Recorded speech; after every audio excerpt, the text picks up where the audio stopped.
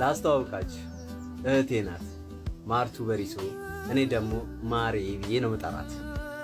የታላቅ ታላቅ ታላቅ እህቴ ናት። 36 ዓመቷ ነው። የአእምሮ ታማሚ ናት። በ7 ዓመቷ ነው ታማ ያገኘናት። ስትወለድ ንጹህ ነበረች። 7 ዓመቷ ላይ ግን ድንገት አለመናገር ጀመረች። የሷ ታናሽ እህት የኔ ታላቅ እህት ዛሬ የ3 ልጆች እናት ናት።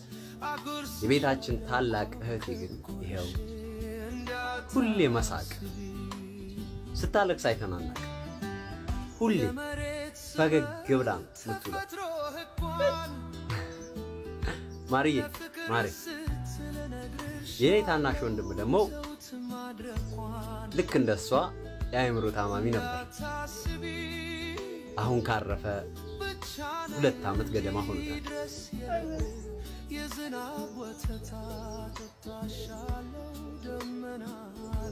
ከጊዜ በኋላ ህመሟ እየጠናባት ሲመጣ ጸበል ብዙ ቦታ እናታችን ይዛት ብትንከራተትም ከታናሽ ወንድሜ ጋር ይዛ ብትንከራተትም ከጊዜያቶች በኋላ ግን ተስፋ ቆረጠች። እኔ ያኔ ልጅ ነበርኩ። ሳድግ ገንዘብ ሲኖረኝ አሳክማችኋለሁ፣ ጉልበት ሲኖረኝ የምፈልግበት ቦታ ሁሉ ጸበል የሚባሉ ቦታዎች ሁሉ ይዣቸው ሄዳለሁ።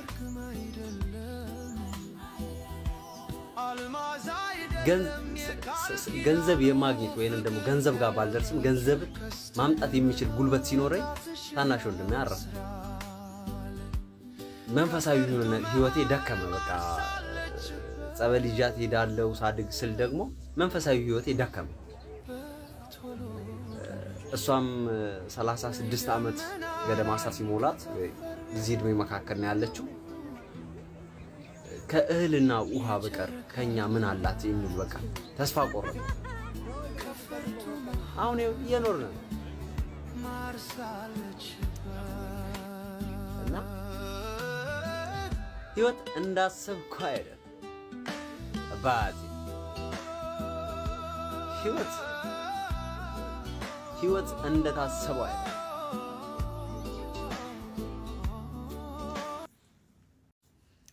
እንደሰማችሁት ነው የወንድማችን ታሪክ። እኔ እዚሁ ቲክቶክ ላይ ነው ያየሁትና መጀመሪያ ያየሁት ቀን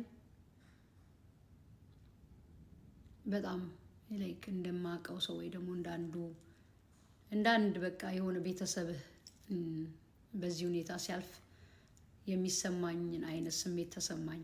ብቻዬን አለቀስኩ። በቃ ህይወት እንደዚህ ነው።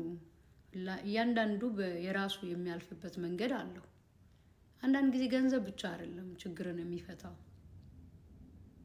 ሰው ማጣት፣ አይዞ የሚል ማግኘት ማጣትም ሌላ ችግር ነውና አሁን ላይ እኔ ማለት የፈለኩት ምንድነው፣ ለምን አመጣሁት ይሄንን ቪዲዮ ብዙዎቻችሁ ሼር እንድታረጉልኝ በኔ ስም በቃ ለለምናችሁ ሼር አድርጉልኝ። ሼር የምታረጉልኝ አንደኛ አሁን እህታችን የሜንታል ኢልነስ ታማሚ ናት ብሏል።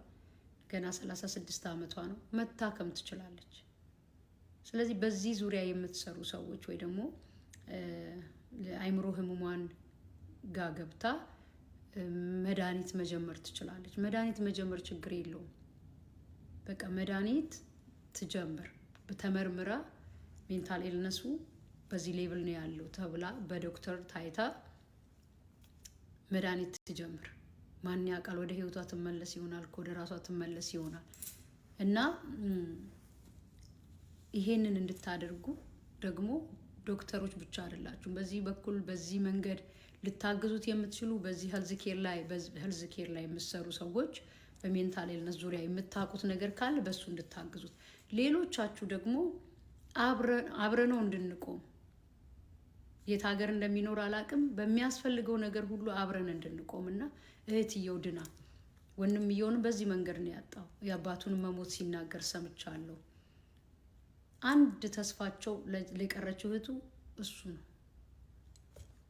እኔ እንደውም ኮመንት ሰጣሁኝ እግዚአብሔር አንተን ያኑርላት ብዬ። ምክንያቱም በሜንታል ኢልነስ በዚህ አይነት ሁኔታ የሚያልፉ ሴቶች ፕሮቴክት የሚያደርጋቸው የሚያያቸው የሚጠብቃቸው ሰው ይፈልጋል።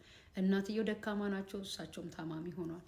ለረጅም ዓመት ልጆቻቸውን በማስታመም ዘመናቸውን ጨርሰዋል። ስለዚህ አሁን እናትየውም እርዳታ የሚፈልጉበት ጊዜ ነው። ስለዚህ ይሄ ወንድማችን ብቻ ነው ያለውና ማንም ሰው በእንዲህ አይነት መንገድ አይለፍ። ሰው በእኛ ሶሳይቲ ሜንታል ኢልነስ እንደ ብዙ ነገር ነው የሚታየው። ልክ እንደ ማን እንደ እጃችን፣ እንደ እግራችን፣ እንደ ኩላሊት፣ እንደ ምና እንደ ሁሉ እንደሚታመሙ ሜንታል የሚታመመ ሜንታሊ ሰው አይምሮም ይታመማል፣ ግን ይታከማል። ስለዚህ እግዚአብሔር ጥበብ የሰጣቸው ዶክተሮች አሉ። በሱ መሞከር ጸበል ሲሞክሩ እንደነበረ ነግሮናል። አሁን ደግሞ በሕክምና እንዲሞክር ስለዚህ ወደዛ እህትየው እንድትታከም በትራንስፖርቴሽን ቢሆን አብሮ በመሆኑ ቢሆን አብረን አለንልህ በማለት ቢሆን በምትችሉት ሁሉ ለምታውቁት ሰው ታጋርጉልኝ። በእናታችሁ በቃ ልለምናችሁ፣ በእኔ ስም እኔን የምታውቁኝ እዚህ ላይ ዛሬ ቁም ነገር ስሉ ይሄን ቪዲዮ በጣም ብዙ ሰው ጋር አድርሱልኝ። በቃ ፍቅራችሁን በዚህ ለእኔም ፍቅራችሁን በዚህ እንድትገልጹልኝ እፈልጋለሁ። የምትወዱኝ ሰዎች እውነት በቃ ምክንያት ኖሯችሁ የምትከተሉኝ ከሆነ ይሄን ቪዲዮ ሼር አድርጉልኝ እና በዚህ ሕክምና ዙሪያ የሚሰሩ ሀገር ውስጥ ያሉ ሰዎች እኛም ውጪ ያለን ደግሞ ስሙን ታጋረግላችኋለሁ። እኔም አላውቀውም፣ አላወራሁትም። ሶሻል ሚዲያ ነው ያመጣ፣ ፎሎ አድርጌዋለሁ፣ ታጋረገዋለሁ። እሱን ኮንታክት ማድረግ በምትችሉት ሁሉ እንድታግዙት ስሙን ታጋረግላችኋለሁ። ተሙ ይባላል። ይሄን እንድታረጉ ነው ያመጣሁት። በጣም በቃ ውስጥ ሰላም ስላጣ ከሰማው ጊዜ ጀምሮ አስበዋለሁ። ሰው ሁላችንም በምንችለው በገንዘባችን ቢሆን በምንችለው ነገር ሁሉ ስፔሻሊ እህትየው መታከም ትችላለች። ከ7 ዓመት ጀምራ ነው ዛሬ 36 ዓመቷ ነው። እንግዲህ ለ30 ምናምን ዓመት በዚህ ሁኔታ ነው ያለችው እና እናትየዋን አስቡ። አሁን ደግሞ እሱ እስማይሉ የእሱ ፈገግታ ራሱ መከራን የመደበቂያ ነው። ግን የተናገረው መከራ የሚደበቅ አይደለም። ግን አንዳንዴ መከራ ይሰብራል እና ብቻውን እንዳልሆነ እንዲያቅ አብሮነታችንን እንዲያቅ ሁላችንም እንደ አንድ ሀገር ሰው እንተባበር። ፕሊዝ ሼር አድርጉልኝ። ለምታውቁት በዚህ ዙሪያ ለምታውቁት ሰው ሁሉ ታግ አድርጉልኝ። የትኛውም የሜንታል ዙሪያ ብቻ ዶክተሮች ሳይሆኑ የትኛውም በቃ ዶክተሮች የሆኑ በዚህ የሚተዋወቁ ስላሉ ታግ አድርጓቸው። ለዶክተሮች፣ ለካውንስለሮች፣ ላይ ሜንታል ላይ ለሚሰሩ ሁሉ ለደጋግ ኢትዮጵያኖች ሼር አድርጉ። በሚያስፈልገው ሁሉ ልናግዘው ይገባል። ይህንን ልላችሁን የመጣሁት እና ፕሊስ ዛሬ በጣም በቃ እንድታሳዩ የምፈልገው ምን ያህል ቪዲዮ እንደሰማችሁት እንደ አቅም ጭምር ነውና ሼር አድርጉልኝ፣ አድርሱልኝ ለብዙዎች።